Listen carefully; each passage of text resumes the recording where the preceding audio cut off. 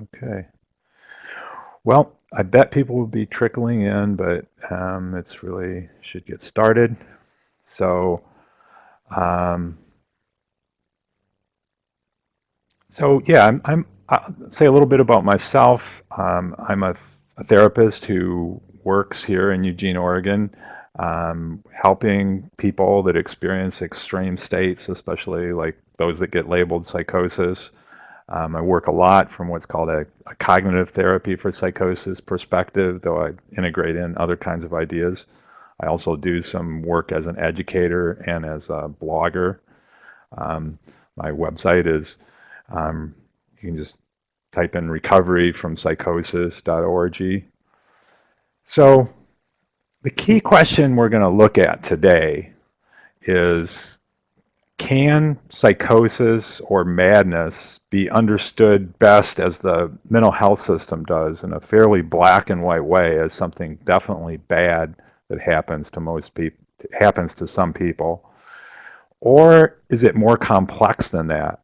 Is it possible that psychosis typically involves an attempt to solve problems that preceded the psychosis, um, attempting to do that perhaps by engaging in really wild experimentation beyond what's culturally normal?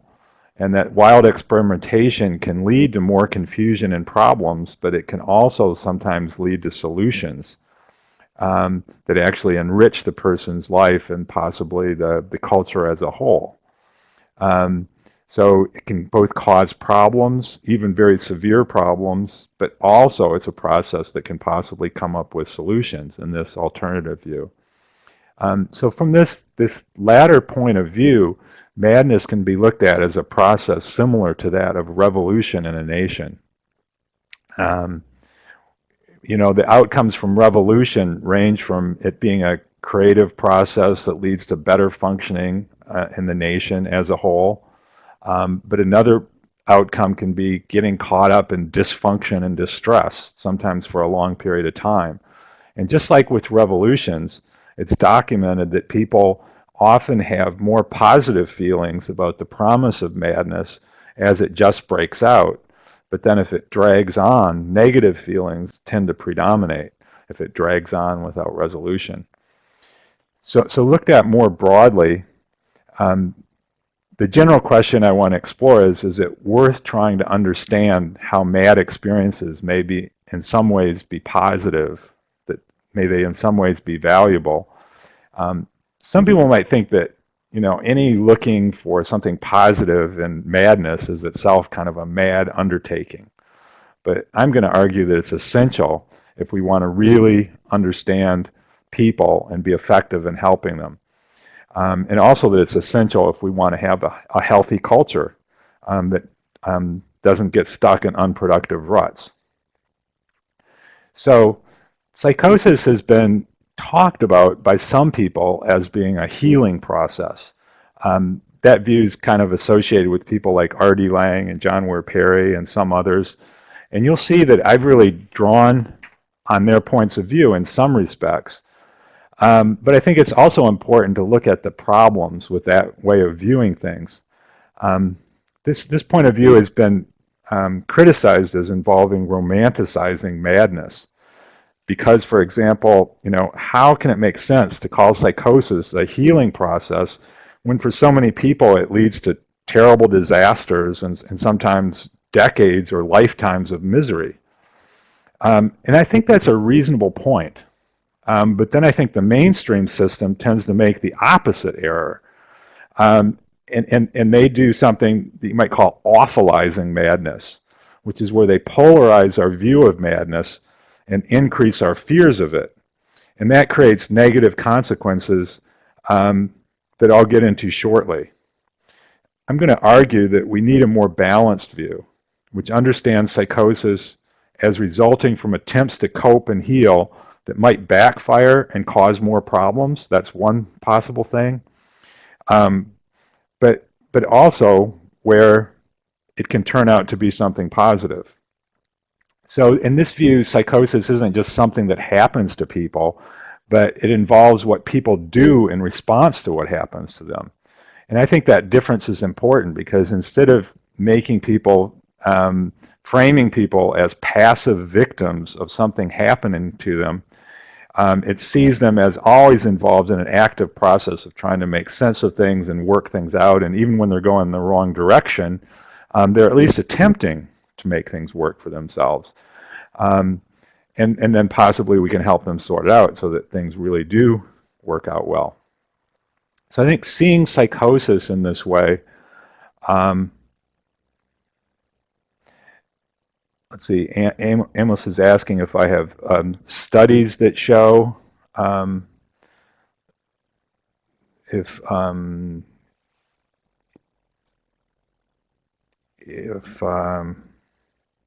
there are studies that at least show that people report positive feelings when psychosis first breaks out.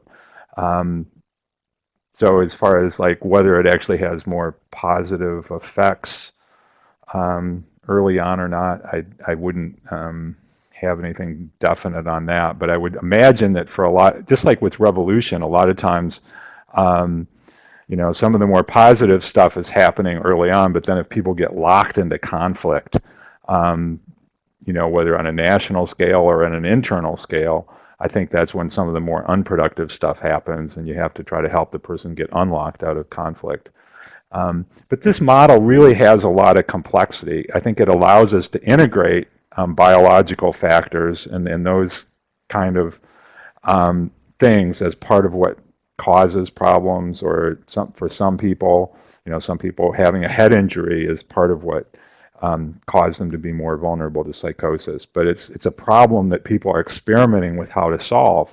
There's still an active person there trying to figure it out. And then sometimes the very things people are doing to try to make things better become part of the problem. Like, for example, you know, somebody's doing psychedelic drug use to try to come up with a better way of viewing the world. Well, they might possibly discover a pattern that seems to be helping them, but actually makes things worse. Or they might try to isolate themselves to make themselves, you know, have more time to focus on an inner process, but then they get too isolated and don't have social support, and it backfires in that sense. So there's a lot of complexity in all this. And then another thing that's really important to look at is the way other people come in and try to help, and they can actually make things worse. And that's not just, that's, you know, the mental health system itself comes in and often tries to help, but some of the things it does, like labeling people, forcing treatment on people, you know, forcing drugs that kind of like suppress people's experiences, people end up being more stigmatized and traumatized by some of the treatment, and maybe the drugs that seem to calm somebody down right away also kind of inhibit some of the thinking and processing that they would need to resolve the problem. So lots of you know that there's really problems around the views and practices that are oriented around suppression of symptoms of illness. One problem is just the way that view is so polarizing. So it can create conflict, for example, between the mental health system and the person that the mental health system is trying to treat. You know, in other words, the mental health system is saying, well, your problem is schizophrenia, and you're not making any sense. You have an illness, and the person says, no, I'm not. I'm right. I'm correct. And it just becomes a very polarizing battle. Research shows that even so-called normal people, if you confront them in a really polarized way, they just tend to dig in their heels and not listen to what you're saying. So that can happen. Battle can break out that way. Now, another battle that tends to often break out is between one part of the person and the part of them that they feel as sick or ill, or the disturbing part, like the voices. So when we see our inner experience as sick or ill, that might increase our fear of that part of ourselves. And then that fear itself can increase the mental health symptoms. You know, when the focus gets really black and white on the suppression of symptoms, then that can set off what well, Eleanor Longden in particular has called that a psychic civil war, where the person sees no value in their disturbed or disturbing experience and no value in parts of themselves, and then they try to eliminate them. But those parts then often fight back. And the efforts to eliminate the symptom can actually increase it. Eleanor Longden, who's pretty well known now for her TED Talks that she did recently, she talked about how she was just, before she went to the hospital, she was just experiencing one pretty benign voice. It really wasn't much of a problem. It was just kind of interesting. But then when she got tricked into going to the hospital, they convinced her she had to try to get rid of the voice. And when she came out of the hospital, and then in the hospital she tried to get rid of it, and as she did, voices increased until when she came out of the hospital, she had 12 incredibly nasty voices. Now, fortunately, over a number of years, she did manage to recover using a very different kind of approach, an accepting approach. But that's part of the danger in turning people against their experiencing and see it as just negative. They get in a battle with it, which can make things a lot worse. Now, another thing that can happen is people can end up feeling like a passive victim of what's going on because they feel like the illness is active, they have nothing to do with it. So as Rufus May has put it, they can feel like a passive victim of an active illness. And then when they do that, they tend to rely more on just substances to deal with what's going on, whether legal or illegal. Of course, stigma and discrimination can go up when people feel that it's just an illness and not a reaction to life. And then I'd argue that even if the complete suppression of experiences seem to work, in other words, you take a pill, the voice goes away, the method can still be a failure. And the reason is that the suppressed experience typically had something important and positive to offer if it was approached in the right way. And when you suppress the experience, the person can end up kind of chronically missing something. There's something in their psyche that's been blocked out.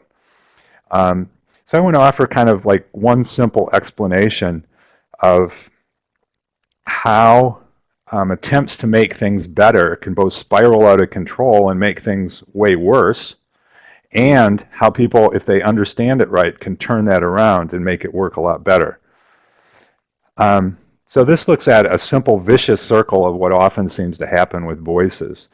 So you have some kind of stressor in the person's life, and then in response to that, this is just a common human experience, people start hearing a voice. The voice is speaking up about some aspect of something that needs to get looked at. But then what often happens is that people interpret the voice itself as a threat, as a threatening experience, right? And then what will happen is increased emotional arousal, hypervigilance, listening harder for voices. The voice is a threat, I better watch out for it. Of course, that increases stress and increases voice hearing. And as people get caught up in this cycle, they lose their ability to think critically. Like Eleanor Longden, when she was at the height of her problems, one idea she came up with was she was going to drill holes in her head to let the voices out. And at the time, she thought that was a perfectly reasonable idea. It wasn't a suicide attempt at all. That's how, when she's in that highly distressed state, she's not thinking clearly. So that's the vicious cycle. But then let's look at what can happen if people can turn that around and understand things differently. So you still have, people still have stress, and they might still hear the voice. But then their interpretation can change. Instead, they can interpret the voice not as a threat, but as an effect of stress or as a source of information about aspects of themselves. And then interpreting it that way, they can accept the voice as a useful signal of stress and take action to reduce the stress or deal with whatever problem the voice is bringing up. And as a result of that, they end up with less stress and less trouble from hearing a voice.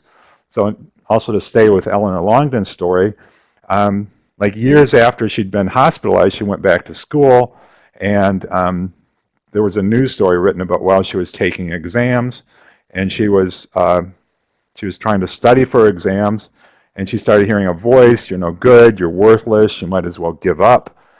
And she tried to continue studying and ignore the voice, but pretty soon she had about 10 voices going at her and telling her, "You're worthless, give it up." And then it describes how she reacted at that point. She'd learned how to deal with voices. She reacted by standing up and going, "Thanks, voices. You're actually right. I do need a break." And she took a break and then went back to studying and passed her exams with highest honors. And she had done basically what this virtuous circle is about. She'd accepted the voice as a useful signal of stress, took action to reduce the stress just by taking a break, and then everything worked out. Now, she still had to know how to set limits with the voice. That is, how not to believe everything they say. Like the voices, if she took them literally, were telling her she was worthless, and that she would never succeed. But she had learned, just instead try to interpret what the voice is really all about.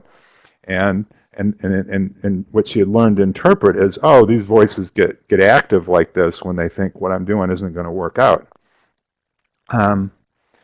So looking at this, I think the key thing is seeing that to go from the vicious circle to the virtuous circle, the key factor is being able to see that internal experience that's kind of disturbing actually has some possible value to it. If we don't take it too seriously, if we interpret it, we can find some value in it. And part of a general idea that which disturbs us is not necessarily something bad. People and also the cultures that we live in are not meant to be completely stable. Stability shouldn't be our God. The things in our mind that disturb us in the process of being disturbed may be difficult for us, but it also has some value. And when we can allow ourselves to be disturbed in a good way, that can be part of positive, creative, or spiritual shifts. I mean, the existence of some rockiness amid this process shouldn't make us lose sight of the fact that there's also positive possibilities in the mental instability in transformational process. Now, this is a short presentation, and I don't have time to go into detail about my personal story, but I do want to say a few things about my experiences with instability and how they shaped my perspective overall. I grew up and experienced a lot of child abuse and trauma and bullying and that kind of thing. And then in my late teens and early 20s, I went through lots of kind of wild mental changes and experimentation and weirdness and weird perspective taking, in an attempt to find a good way of being in the world and of organizing myself.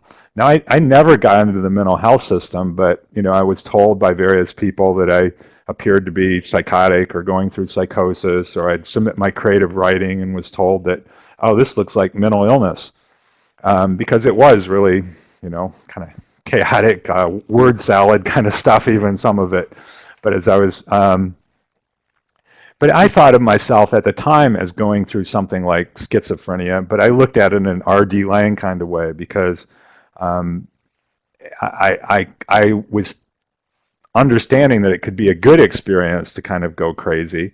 I'd been reading R.D. Laing at the time and other kind of people like that.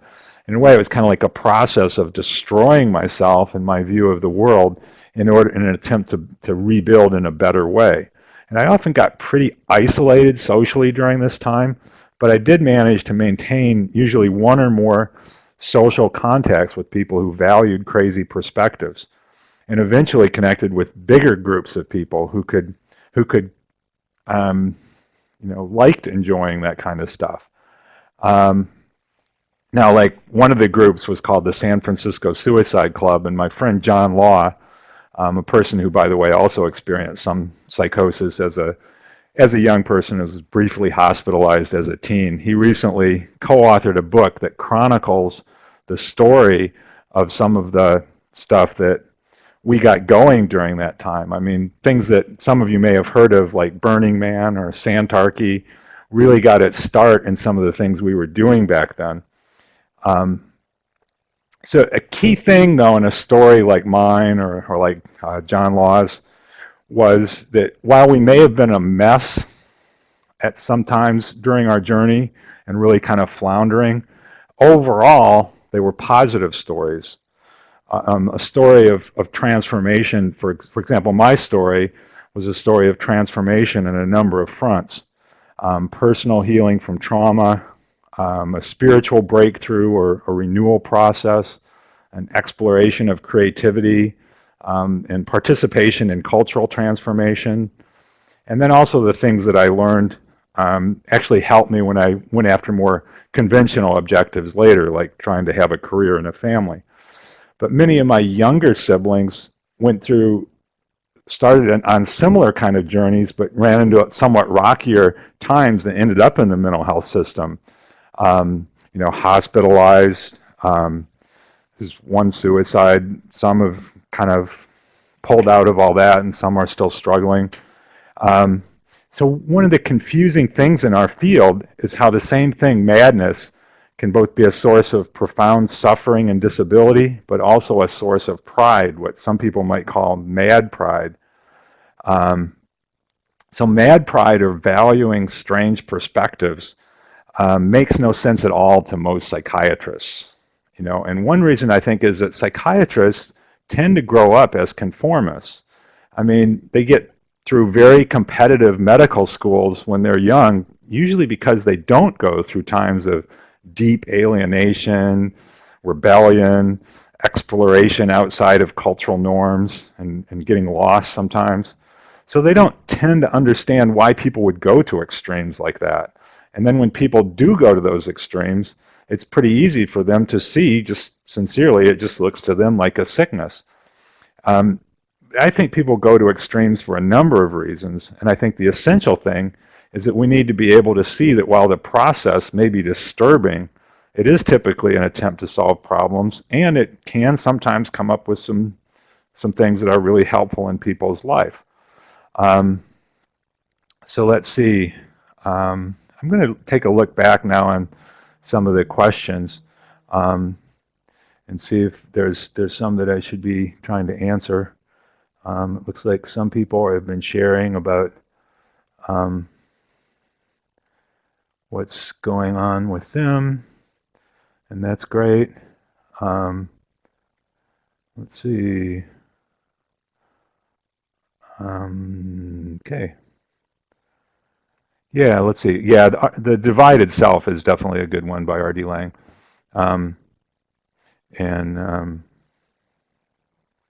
Yes, okay. So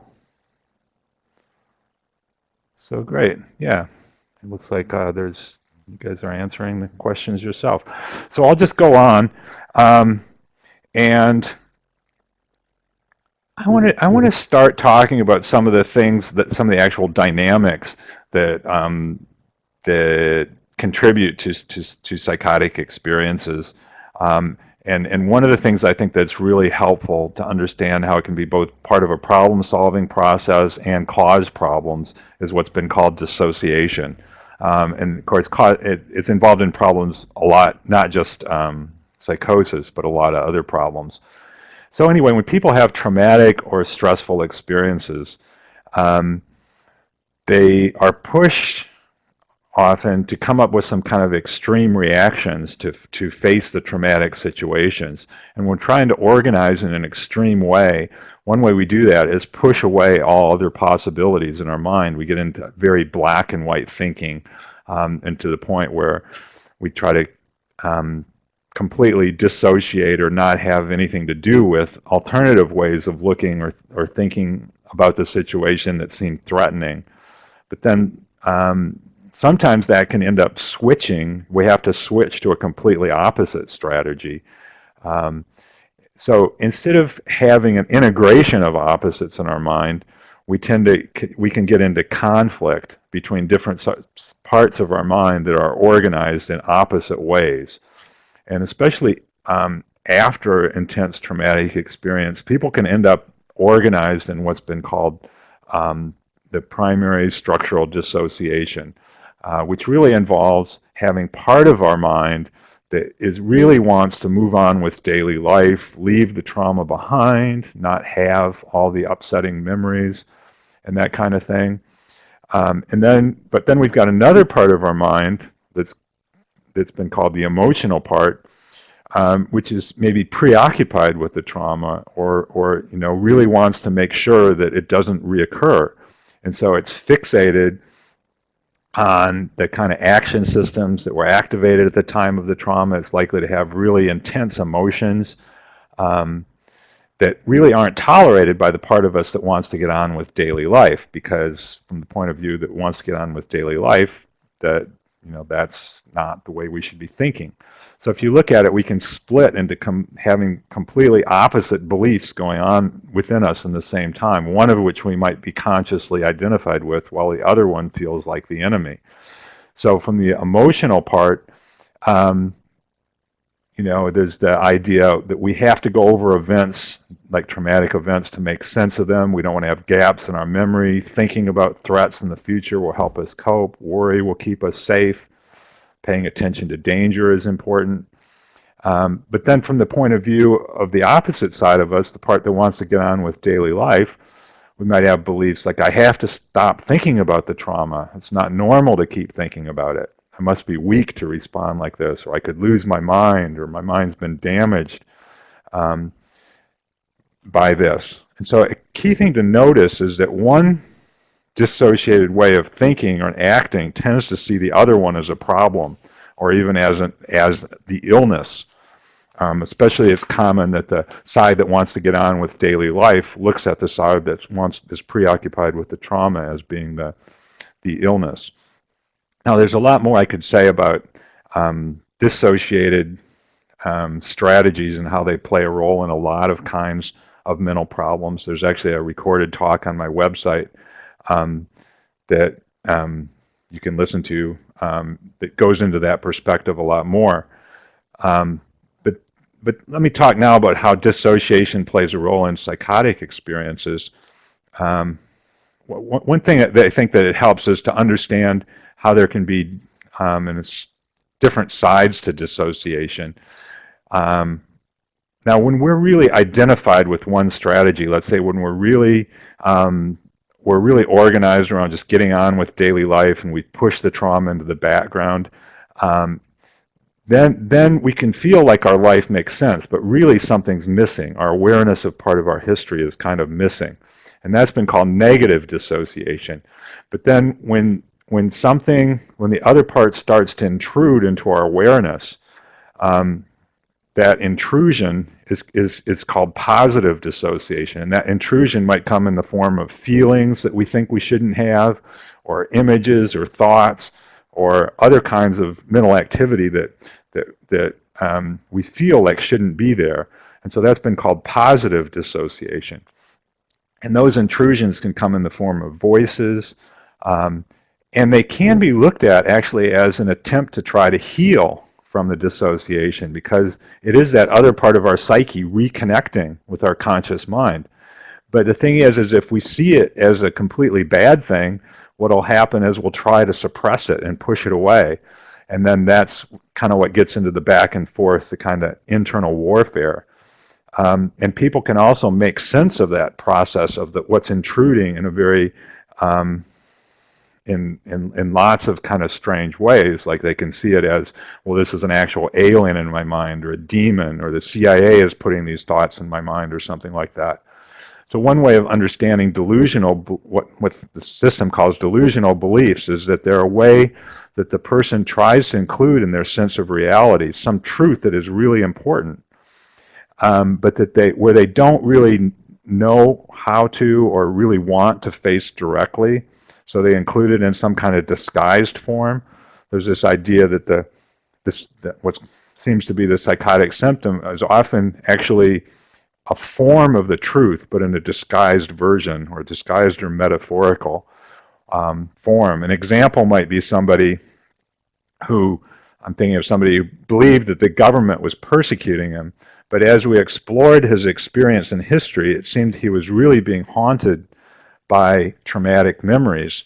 And the belief that the government was after him allowed him to integrate kind of the fact that he felt threatened, but it disguised kind of like what the threat really was. And we first started talking about how, well, this could actually be, you know, caused by, you know, you starting to have these memories of what it was like when these terrible things were going on. Well, that possibility seemed a lot more scary to him than the idea that the government was after him. So that can be one way that dissociation works. Now, so we've talked about you know, negative dissociation, which involves parts of us being missing. So that's represented here. We keep order by leaving things out. And then we talked about the extreme state called positive dissociation, where things that we thought, or things that had been shut out, are kind of poking in and they feel really alien and foreign, and it can be very disturbing. And then I talked a little bit about the extreme state of having you know, beliefs that don't seem to make sense, or and how they can really represent a truth, but a truth that's coming up in a disguised form. And then another kind of extreme state that I think is important to look at is where really there doesn't, there's not dissociation at all, in the sense that the person kind of like drops their sense of keeping things separate and really see the whole thing at once, but in a way that's overwhelming. And that's kind of like where we drop our constructs or categories, or all the forms of dissociation, and see everything at once. Isabel Clarke has written a lot about this perspective, and she says we can either achieve certainty about a limited segment of our world, or we can apprehend the whole without the means to really grasp it. And so we're in this mental state of kind of apprehending the whole without the means to really grasp it. That can be another kind of extreme state. So I've just recently started to work with this map of extreme states, but I think it helps us understand that there are that people can bounce around between different extremes and have a hard time finding a center where everything seems to fit together and make sense. But that's always a possibility. And I'll get back to this diagram in a few minutes after I talk a little more about why people leave their center in the first place. So, you know, I think it's important to kind of like understand a pattern that can be seen for everybody, which is where when people are trying to deal with problems in their life, that they don't really have any understanding of exactly how to solve in a direct way, they tend to start experimenting with seeing unlikely patterns, seeing images and noise, perceiving conspiracies, believing in superstitions, all this kind of stuff that gets called psychotic. It's actually part of a problem-solving process. This has been found just with taking normal individuals into like a psych lab and having them try to solve a problem that doesn't have any apparent solution, to looking at tribes that have really inconsistent food sources tend to have, you know, like a lot more superstitions, because they're trying to figure out how to control something that doesn't have any obvious way of controlling it. In the same way as young people that are going out into the world and trying to make their way, they're facing a lot of problems they don't really know how to solve. So their mind experiments with opening up into this kind of wild experimentation process. And understanding that it's kind of like a normal thing helps us. You know, for one thing, it's something we can tell people that to some extent your mind may have been trying to do this kind of process. Now that fits into this model that's been called the renewal process, which we're facing a problem we don't know how to solve, and then basically our constructs or our fixed ways of looking at the world, we try, another way of looking at it is just thinking outside the box, but when you do that in a really deep way, you can end up at stage 2, which is called where you're really facing the world without any constructs, or you're facing what's been called the transliminal. What's the world look like when you don't have categories and systematized ways of looking at things? And so then at some point you start reapplying constructs and trying to make sense of things. But at that point, it can go really in 2 different directions.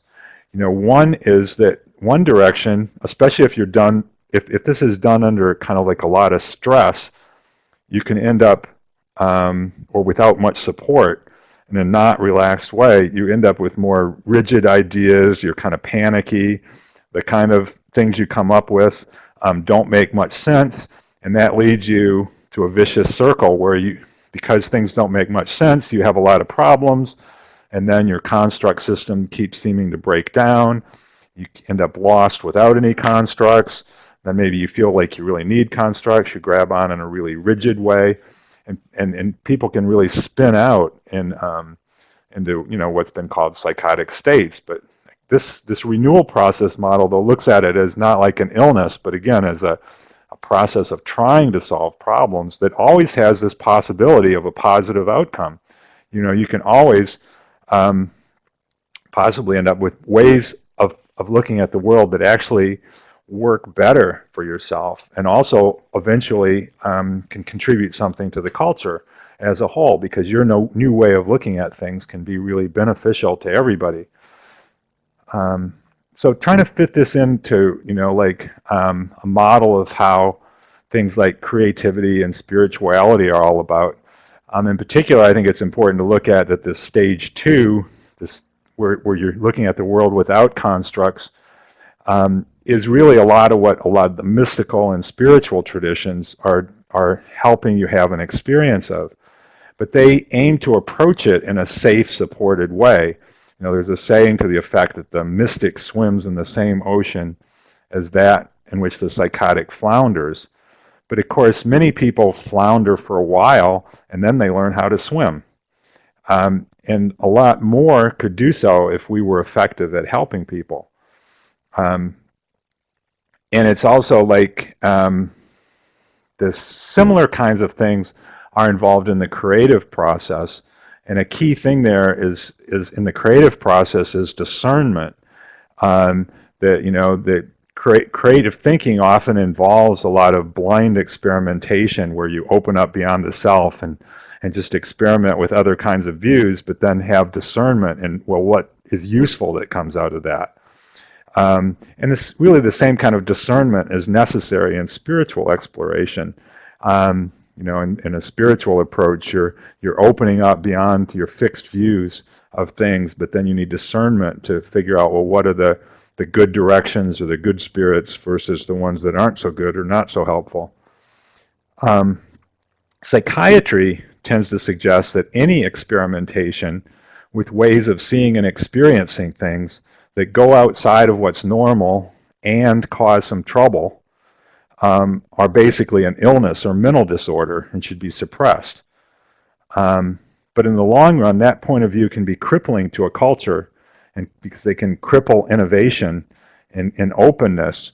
And so what I'm arguing is that we should work more at trying to help people experiment successfully. And that's really what traditional cultures would do, that they would, young people who wandered into different states of mind would be helped to first help to stay safe, to come back to a place of being okay, but then they were seen as possibly having a talent for this kind of thing, and being people that could be helped to do this more productively, and eventually how to help others. I really like the metaphor that Paris Williams used about that he put on this slide that he designed, which really illustrates kind of like the positive view of madness, that it can be a breakdown that can be successful and really lead to emerging in a new form, better suited to a new phase of life. And that is consistent with research that shows that people that recover typically see themselves as having been transformed by the process. They don't see themselves as having just struggled to come back to being normal the way they were before, but they see themselves as having gone through a transformation. And this model also suggests the vulnerability of the person who's in the transformational process. So, now, one thing that might not seem to fit about this renewal model, with its emphasis on change and experimentation and openness, is that we also often see people that are struggling with extreme states not being open, but instead being very dogmatic about their views and very unwilling to experiment with other perspectives. But that's really also understandable if we look at the transliminal state, the state of complete openness, and how it can be really scary. So when people are really very open, they can feel like lost in a mystery, and then there's no ways to organize or communicate about what's going on. And because that's so scary, people can flip to an opposite pole, where they basically rely on very rigid constructs, and they aren't willing to look at any possibility that their constructs aren't completely true. And of course, sometimes those constructs look to some outsiders like they're completely delusional. Now, really, the same dynamic affects all of our spiritual traditions.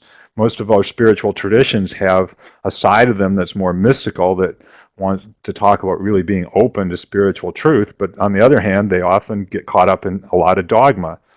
What we're trying to help people do usually as they're working towards recovery is be able to have some constructs or perspectives and concepts, but also be aware of the mystery that surrounds them, so that we can hold our points of view in a humble, kind of tentative way with a sense of humor and that sort of thing.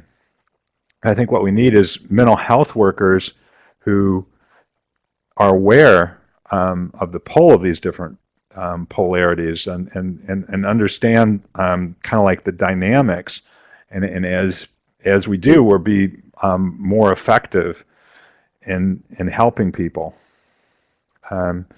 So again, looking back at this map of extreme states, I think that the key thing that I want you to notice is that recovery doesn't mean not having access to these extreme states, but it means kind of like having access to all the different forms of madness, because in a way what this model is saying, that health is being centered in all the different forms of being mad.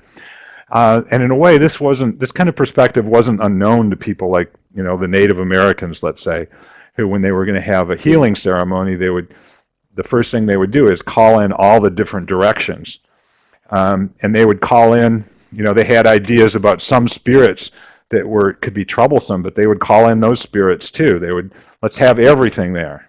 That would be the idea, and that's what healing can come out of, is having all the different parts of ourselves, all the different tendencies and directions present.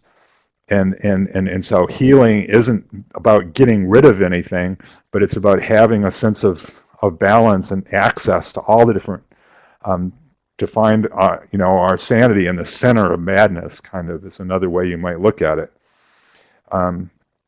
Because it's that balance that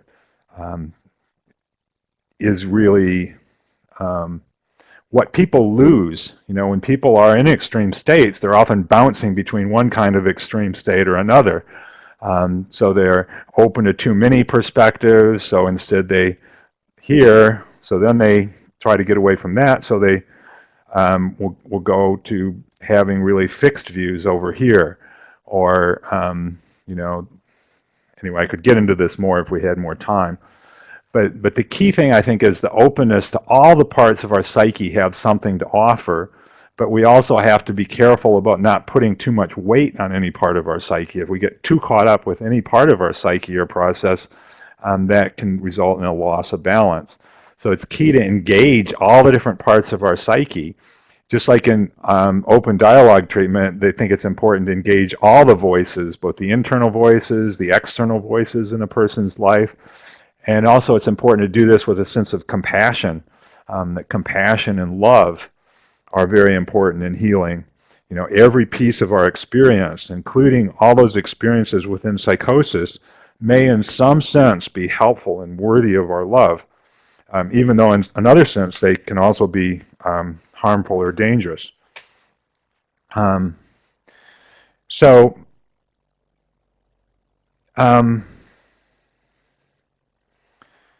being kind of like open-minded about that also fits in with kind of like a really open-minded approach to an understanding of what's true or not, which I think is caught pretty well in this statement that comes from Discordian philosophy, where basically they say all statements are true in some sense, false in some sense, meaningless in some sense, and then they go on to say true and false in some sense together, and etc. So the key thing is helping people figure out at any given time, you know, in what sense something might be helpful, in one sense it's unhelpful, in one sense it's kind of irrelevant, and kind of that open-minded exploration of how things fit in. An example of that is when my brother heard a voice that told him to kill our mother. The thing I noticed at the time was that it also seemed that he was kind of like idealizing our mom in a way that wasn't that helpful to him, and he was kind of like letting her have too much influence over his life.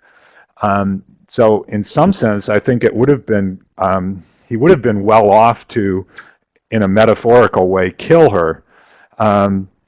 You know, not literally, obviously, but in a metaphorical way, that it could have been understood as a message that he needed to, you know, challenge the role that he was letting her have in his life.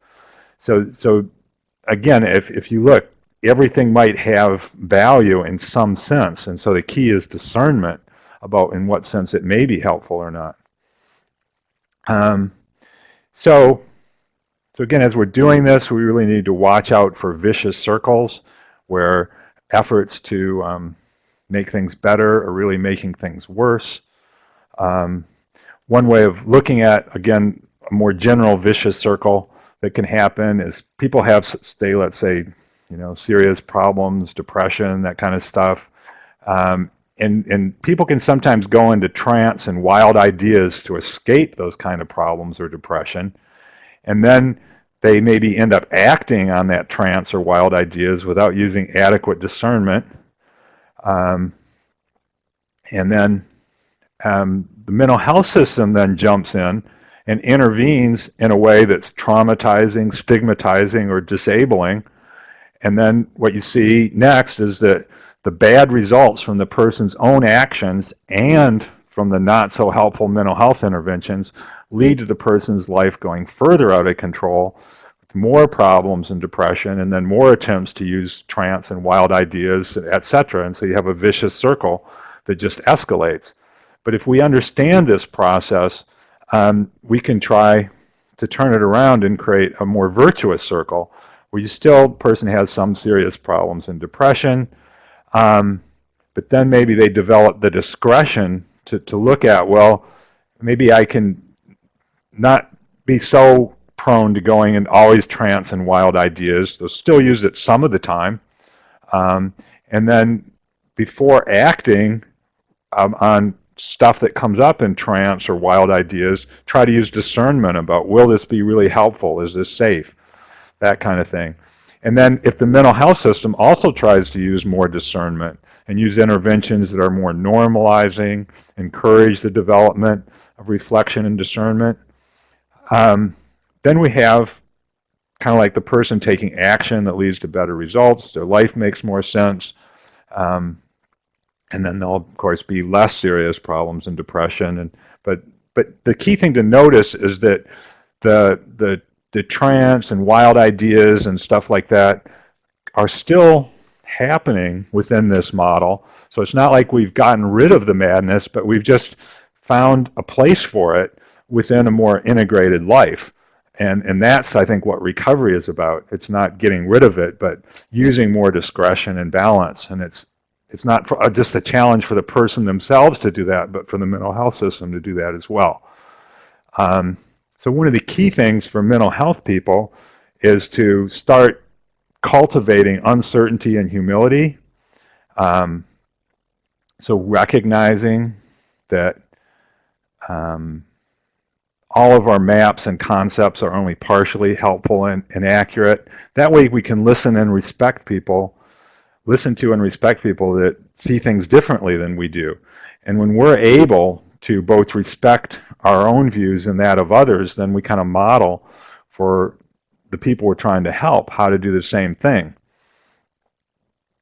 And so that's one really key thing. Another key thing I think is to, and it kind of follows from that, is to really work on establishing a good and respectful dialogue, which means cultivating multiple points of view and bringing them into relationship with each other, rather than the idea there's just one truth, the idea there's multiple views of the truth. And there's a need for dialogue at all levels. You know, we need to encourage dialogue within the person that we're trying to help. We need to have good dialogue between the helper and the person being helped, good dialogue with family and friends, and good dialogue within the wider society and culture.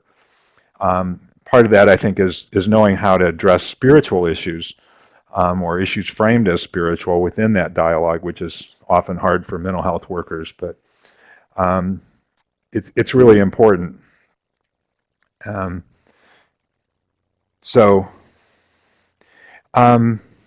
Yeah, one thing I wanted to mention about an example of like mad experience being valuable. The current mental health treatment often for extreme states, of course, involves using major tranquilizers, which have been relabeled as antipsychotics.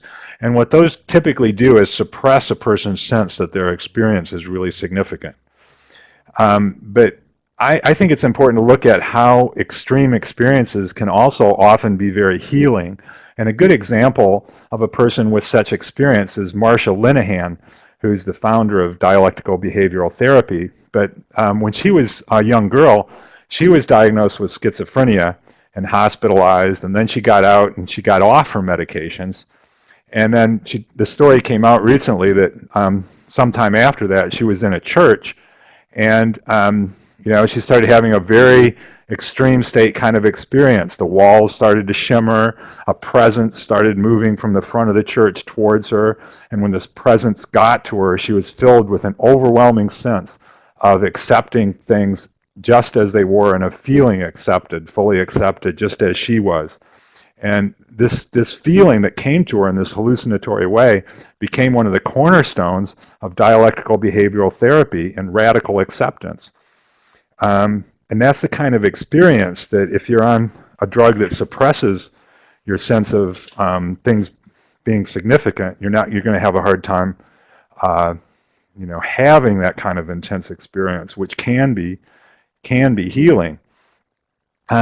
So I think a better model is to look at how those intense inner experiences we're meant to have them, and but we also have to integrate them in with what ordinary reality, and that's what this diagram here that Isabel Clarke came up with is meant to, and it's actually borrowing from Marsha Linehan, her idea of wise mind as being two parts of the mind coming together. And in this case, they're talking about our understanding of ordinary reality, but also the part of our mind that's capable of wild experimentation and very different perspectives. If we bring those two parts of our mind together, then we can have that discernment that can lead to wise decisions. So ultimately what I think we need is what might be called a transformation-friendly mental health system. The mental health system's role should be to protect the person going through extreme states from getting into more trouble, helping people develop a dialogue with that which disturbs them, where they find some value in the disturbing experience, as well as get good at setting limits with it.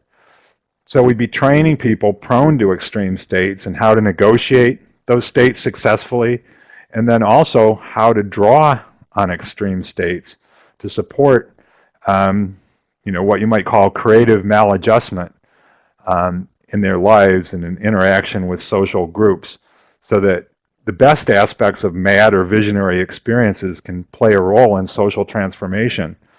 Um, because I think these states are really important for our culture as a whole. My friend David Oakes likes to say that normal people are destroying the planet. And what he means by that are established cultural ways of seeing and doing things is leading us to kill off huge numbers of species and to change the climate in a way that really threatens future civilization. And if we're going to transcend beyond that, we need our young people who have really experimental minds to be supported in learning how to do that better and not have their experience suppressed. Because some of their new ways of looking at things may become really valuable to our culture as a whole. And one final thing I'd like to say is that working in the way I suggest can really be a creative and spiritual process for the helpers as well as for those being helped. When we meet with people in a way that's kind of like centered in the mystery of our existence and in being uncertain, that really can be a very lively and personally rewarding adventure. Instead of trying to impose dogma on people, it's a creative process in itself, helping people learn how to see something positive in their experience instead of just trying to suppress it. So thanks for listening.